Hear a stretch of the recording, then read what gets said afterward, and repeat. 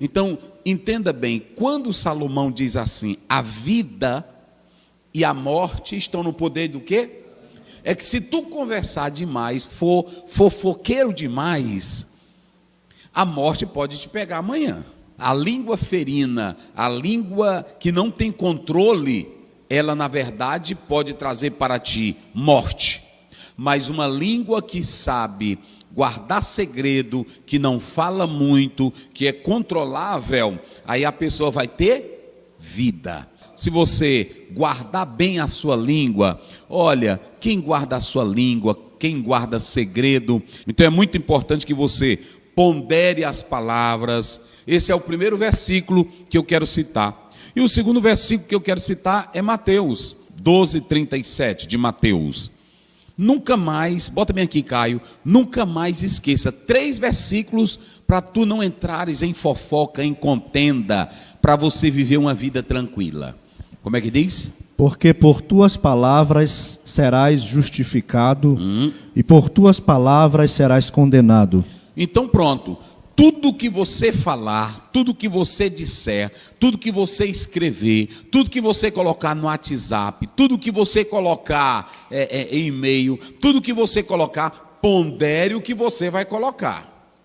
Analise o que você vai colocar, porque tudo pode ser risco e comprometer sua vida, a sua saúde, sua mente, sua família, a igreja. Então, preste bem atenção. Antes de falar, pondere. O segundo versículo, aliás, o terceiro, não é isso? Que eu quero citar para você, está lá em 1 Pedro, capítulo 3, versículo 10. Eu quero pedir, professor, pastor, líder, eu mesmo tomo isso como padrão para a minha vida. Pegue esses 3 versículos e coloque no seu coração, memorize os 3 versículos. Porque quem quer amar a vida... Olha, se tu queres amar a vida... e ver os dias bons... e tu queres viver dias bons... refreia a sua língua do mal... meu Deus do céu... Olha para cá, bota bem aqui. A vida é bela, não é bela a vida? A vida é um dom de Deus, não reclame da vida não. Às vezes a pessoa diz assim, ninguém aqui nessa igreja gosta de mim, ninguém me ama. Faça uma análise sobre a tua vida. Talvez você conversa demais, fala demais, é linguarudo demais, ok? Então, pondere as suas palavras. Como é que ele começa o versículo? Olha como é lindo. Porque quem quer amar a vida... quem quer amar a vida é para ser amada, é para ser vivida. O Sócrates dizia, uma vida sem reflexão não merece ser vivida. Você tem que viver a vida, mas é refletindo, não é uma à toa. Não é assim, sentou perto de alguém, quando for falar algo, né? Não, isso aqui eu não vou falar porque esse fulano aqui, não é assim? Isso aqui é muito comprometedor. Não, mas é crente, é homem de Deus. Pondere. Queres viver? Ama a tua vida, ama a tua vida. Agora faça o seguinte, pondere o que você for falar, o que você for dizer. O que ele diz mais? Olha como é lindo. E ver os dias bons. E tu queres viver dias bons? Tem irmão que os dias dele é tudo marcado só de coisa ruim. Todo dia tem uma fofoca e o nome dele está dentro. Todo dia tem um fuxique e o nome dele está onde? Está dentro.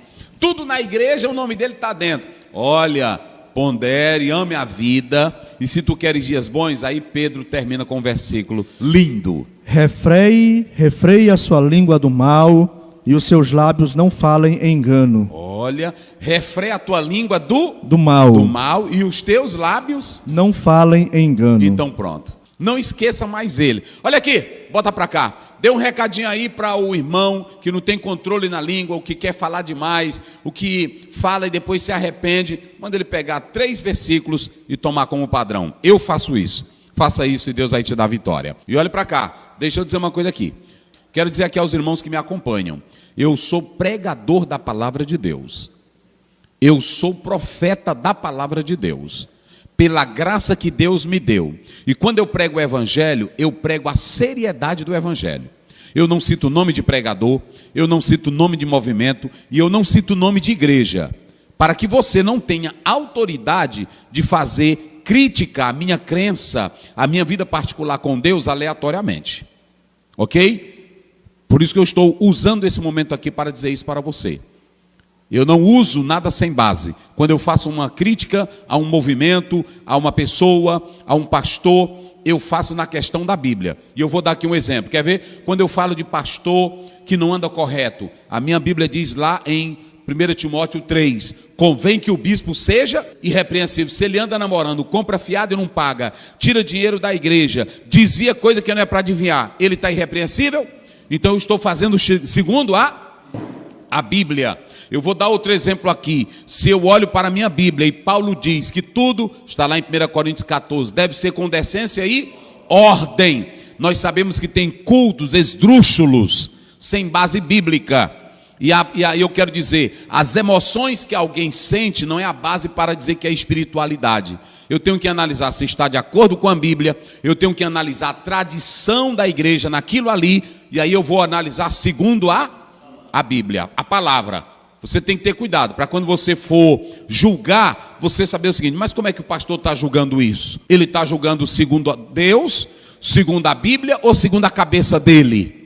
Aí se for segundo a cabeça dele, tu pode me criticar, mas a própria Bíblia diz lá em 1 Timóteo 4, está escrito assim na Bíblia, olha, o Espírito expressamente diz que nos últimos dias, alguns apostatarão da fé por ouvirem o quê? Doutrinas de demônios. Eu pergunto aqui a vocês, tem pastores que estão negando a Bíblia? Tem pastores que estão dizendo que a Bíblia não é atual? Tem pastores que estão dizendo que não existe mais milagres? Então pronto.